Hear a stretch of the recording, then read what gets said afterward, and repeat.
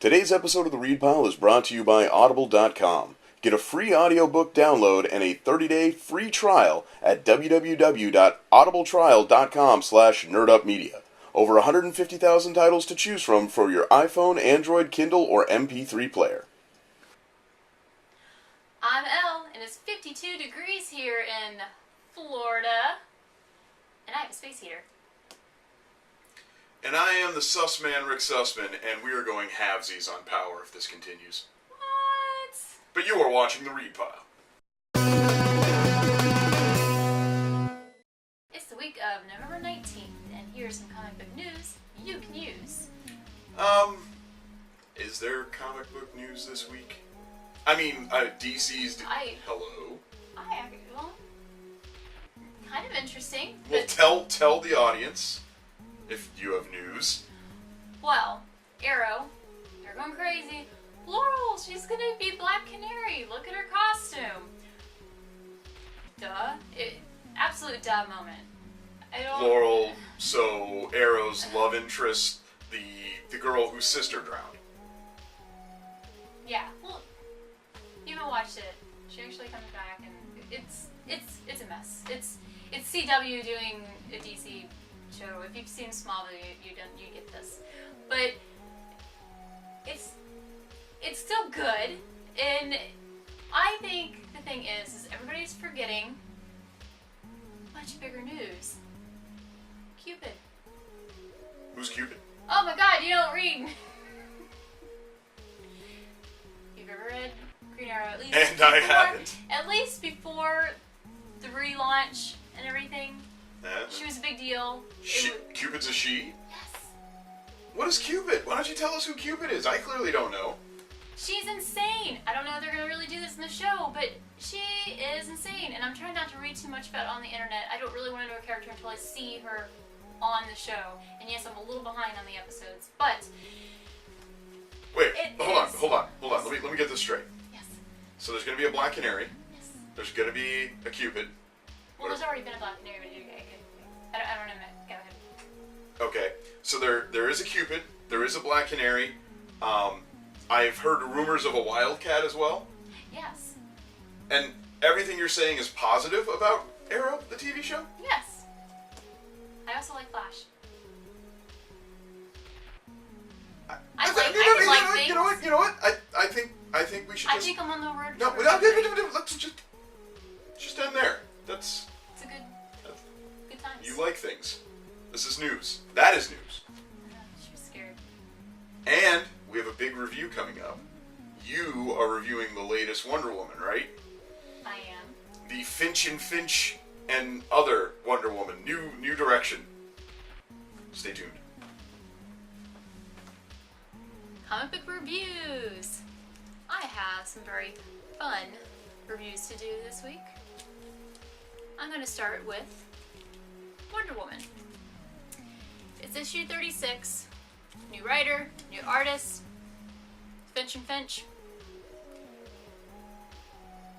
Decent. I'm not gonna lie. I was disappointed at the artwork. She looks like a 12-year-old girl. There's one shot where you can see some muscle from behind, but she still looks so petite. I can't. I'm gonna get past it. I think I can get over that. It's really weird. But let's just focus on the writing. The writing was well done, and I really like the fact that we continued with the storyline from before. They're referring to, different things that had happened. But her personality has changed. You can tell. If you read Wonder Woman and you've been reading it and you read this issue now with a new writer, you're going to see the difference. You're going to feel it more than you actually see it, I would say. And it's like I can't put my finger on something. And for that reason, I will read the issue that's coming up. I will definitely further investigate this, and I will complete my review on the next issue on how I feel about the new writings. In the meantime, 12, where you're continuing the adventures with Harley Quinn and Power Girl, and it is fantastic. I cannot tell you enough of how much I love the writing for this whole series, this whole lineup. It's fantastic. I was telling Rick about how it's amazing how they can fit all these nerdy jokes in there. It's specifically for the comic book nerd. It's for those that know the characters already. They have all these little jokes, and even just about the industry in a whole. And Baby is about to knock over the camera. Okay, maybe not. It's perfect. It is the comical choice for your stack. You want to have it in your read pile. You need a little joke, you need a little uplifting.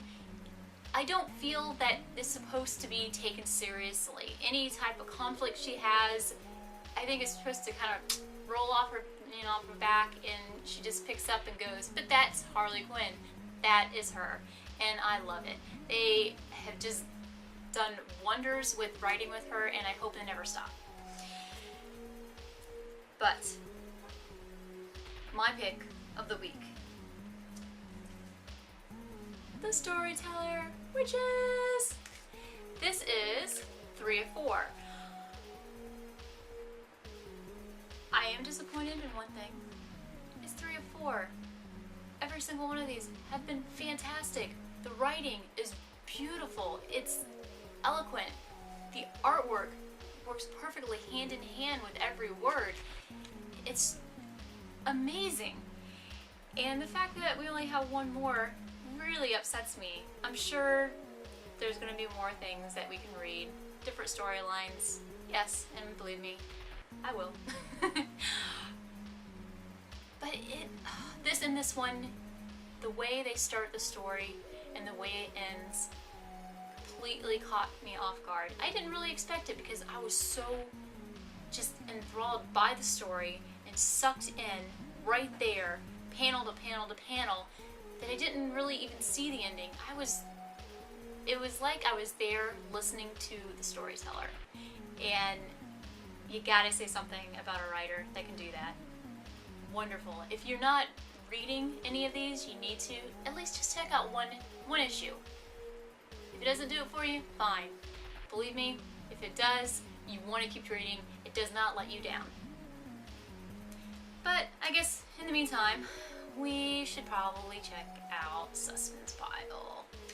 Alright, everybody. It's time to go hawk to the future. That's what I live for. Was that my A plot? Alright, here we go. The Sussman Read Pile, brought to you this week by the letters To Be and Continued. Why? Well, let's get to it. We have Amazing Spider-Man, number 10. This is Spider-Verse, part 2. So, as mentioned before, I'm really annoyed with Spider-Verse because of two things. One, they sucked a lot of money out of me, which I didn't expect them to. And two, the story's been actually pretty good, so I can't, trash the whole series or anything. It stays on the read pile, because, well, it's a good read. This one was kind of awkward, though, because they are in the midst of setting up all of these other books that coincide with Spider-Verse. So you've got, Spider-Woman number 1, Spider-Verse Team-Up, Spider-Verse itself, Scarlet Spiders, just a lot of secondary and tertiary titles. And it got kind of annoying about a third of the way through the book when all of a sudden it's saying, want to know what happens next? Read this book. Want to know what happens after that? Read that book. I get it. Tie-ins. Yes, I understand. Unfortunately, it takes away a little bit from the reader. Part of comic books is you have little editorial boxes. Everyone knows this. It's all what makes it well and good. But that can really take you out of your reading experience and remind you that the story is simplistic and not engrossing. Next on the pile, Batman and Robin, number 36. Robin Rises, part 4 of Forever, part 4-ever. I was over the Robin stuff a long time ago. I think Batman and Robin 23. This has been going on for over a year now. Okay. Alright, and now we're on to the Robin Rises stuff. And that's fine, except that I'm ready for him to rise, or not rise, or whatever DC wants to do next. I love Tomasi, I love Gleason. This is a fabulous book, and I recommend it, but on the same token, I'm ready to see less of Batman in the crazy red and black bat armor literally taking on an army of parademons, which is cool, but ultimately kind of a little bit too schlocky, as far as I'm concerned. Like, I don't expect Batman to fight a literal army of parademons. That's a little much. He can fight the Justice League, though, and for whatever reason I find that fun. Next up on my agenda, Moon Knight, number 9. This is Brian Wood, Greg Smallwood, and Woe Jordy, at Woe Jordy. Once again, they are, like I mentioned earlier, they are actually creating a storyline here with Moon Knight. It's cool, but it's another one of these things where a lot of interesting stuff happened, and then, alright, so we're going to have to find out what's really going on in the next issue. There's nothing wrong with that, but when you have, like, a lot of, hey, just wait till the next issue stuff going on, it tends to make me a little less excited about the book. I will give it credit, though. All 3 of these books really fit the action movie-esque kind of book, where everything is just happening, boom, boom, boom, boom, boom, rapid fire, and you don't even have time to breathe. And that's kind of cool. It's a really good writing style and really excellent artwork. But, for the second time, Goner's number 2. Actually, maybe in the first time. I gotta go back and double check. But Goner's number 2. That's the pick of the week. I really like this book. It's fun. It's easy to pick up. And it's drawn so cool. It's just a cool book. Image is hitting it out of the park in so many different ways. Goner's, as I mentioned in my first review, is essentially a world not unlike our own, where like monsters and monster hunters just happen to exist. And, you know, that's cool, but it's what's going on, and you sort of have to be okay with that in order to get into the book. As long as you're cool with that, then you'll get into the rest of it, which is a story about family. And I love books like that, where the family pans together and comes together and helps out when one of their own is taken out. And they're going to join forces, and I just can't wait to see where this book goes. Plus, there's cool stuff at the end that tells you little things about, like, who this guy is, and, like, they have little monster Bibles at the end of every issue, and that's really, really neat. So, that's my read pile. For you, our loyal followers of the Read Pile, we have an awesome offer from Audible.com. Audible is offering a free audiobook download with a free 30-day trial to give you the opportunity to check out their awesome service. You can download some really great books like The Hobbit, the unabridged version from Tolkien. You can download Divergent, Lean In, lots of great stuff to check out. To download your free audiobook today, go to audibletrial.com/nerdupmedia. Again, that's audibletrial.com/nerdupmedia for your free audiobook. That's this week for the Read Pile. This guy? Who are we thinking? This guy. So, the Angry Nerdgirl and I had a event last week. We went to a local, I guess they call them a house show or something, for NXT. We were invited by one of the wrestlers who recognizes me as the Mayor of NXT, and we actually got the opportunity to meet some of the wrestlers. Yes. And I wanted to take the time, they signed this for us, there you go. I wanted to take the time and actually thank, we got to meet Baron Corbin, who took a photo with us, which we posted all over the Twitterverse, and Baron favored. That dude is astronomical in stature. Yes. We got a chance to meet both Bayley and Alexa Bliss. I think I'm saying her name right. Alexa Bliss? Was it Alexa Bliss or Alexis Bliss? I think it's Alexa. I don't research these things. But she's cool, and Bayley is adorable. And Bayley took a photo with me, and that is now my phone background. But we definitely want to get a massive shout out to our main man, Solomon Crowe, who apparently tried to eat you, which was kind of cool. He tried to take a bite out of your head, which I thought was awesome. But he was the guy who gave us the heads up. He is the guy who wanted everyone to know, maybe I am the mayor of NXT, and it should be noted. Thanks. His ego is... Well, he took a photo with you and not me. But I did want to thank all the wrestlers. They put on a great show. And, of course, you know, there is always Mr. Simon Gotch. He's always watching us. Yeah. He has it over his bed. I don't tell people things they don't need to know. Elle. Oh God! That's all!